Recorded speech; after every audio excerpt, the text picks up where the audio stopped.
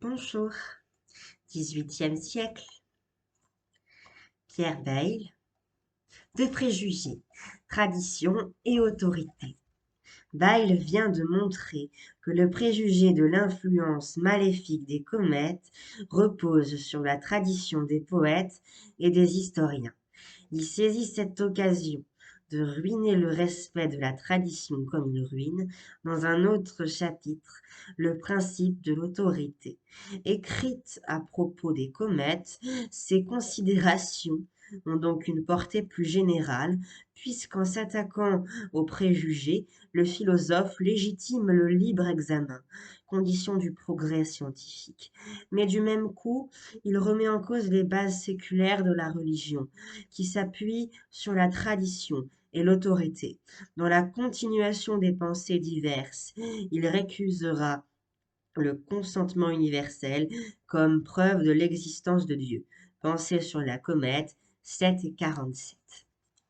Que pouvons-nous voir ce qui se passe dans l'esprit des hommes lorsqu'ils choisissent une opinion?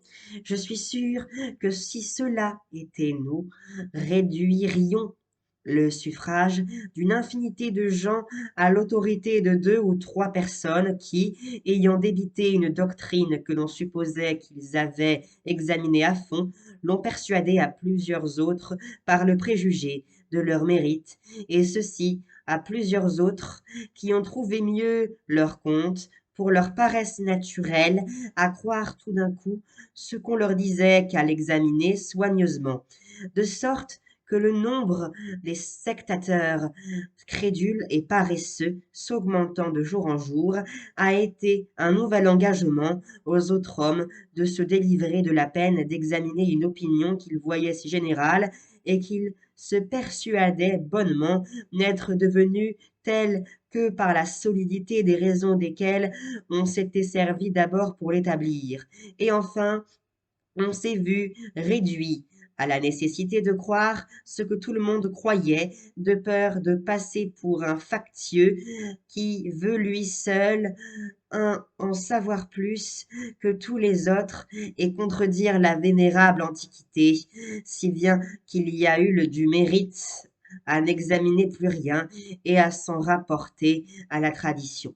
Jugez vous-même si 100 millions d'hommes engagés dans quelques sentiments, de la manière que je viens de le représenter, peuvent le rendre probable, et si tout le grand préjugé qui s'élève sur la multitude de tant de sectateurs ne doit être réduit, faisant justice à chaque chose, à l'autorité de 2 ou 3 personnes qui apparemment ont examiné ce qu'ils enseignaient. Les savants sont quelquefois une aussi méchante caution que le peuple, et une tradition fortifiée de leurs témoignages n'est pas pour cela exempte de fausseté.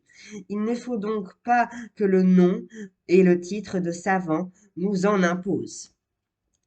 Que savons-nous si ce grand docteur qui avance quelque doctrine a apporté plus de façons à s'en convaincre qu'un ignorant qui l'a cru sans l'examiner?